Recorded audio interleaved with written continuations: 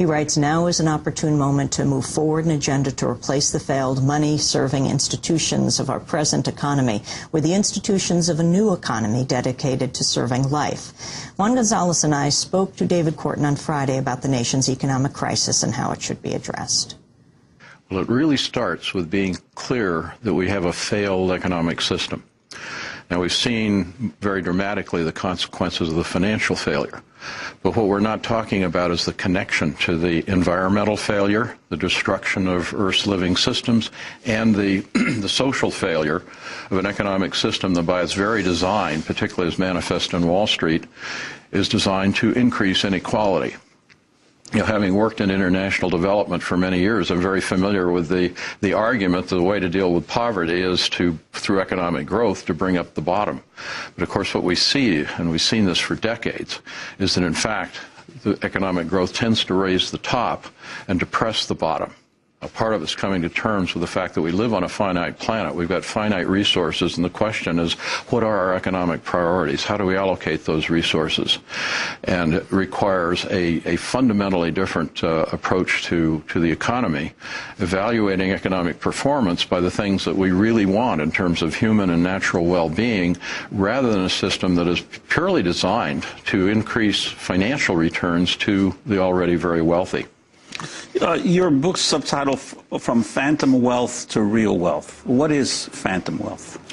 Yeah, this is part of understanding the current Wall Street system, which is built around an illusion, the illusion that money is wealth, which then translates into the idea that people who are creating or who are making money are in fact creating wealth.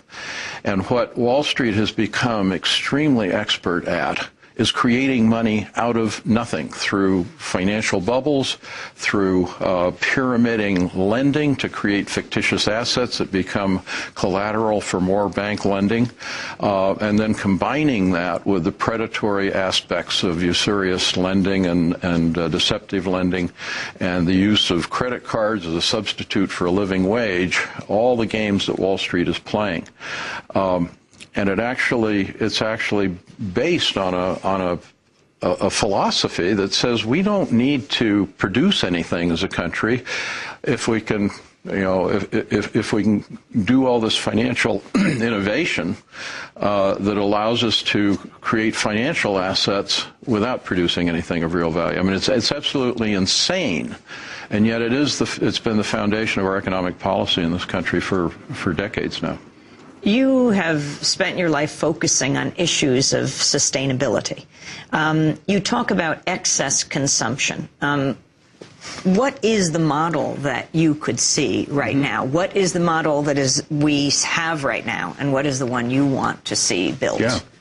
Well, the amazing thing is that our system is built on driving increased consumption, but particularly it is driving the most destructive and wasteful forms of consumption, of course, starting with the war, moving on to automobile dependence, and which is not just about the energy issue, but it's about the fragmentation of society as we move out into the suburbs.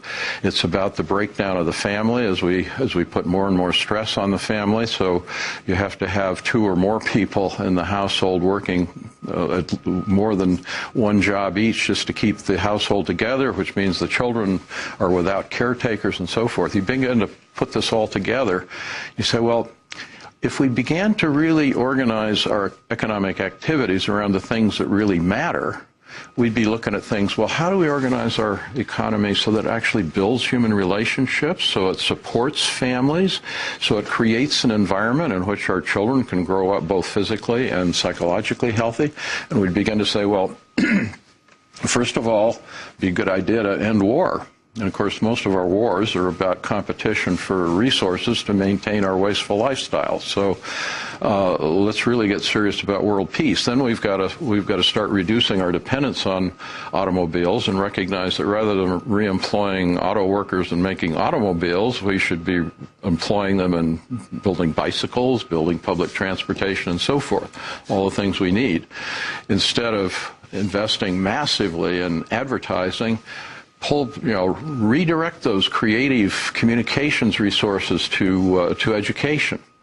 you begin to see in almost every aspect of our economy the opportunity to redirect resources in ways that actually increase our well-being. They're not about sacrifice ultimately, and bringing ourselves into balance with one another and with Earth.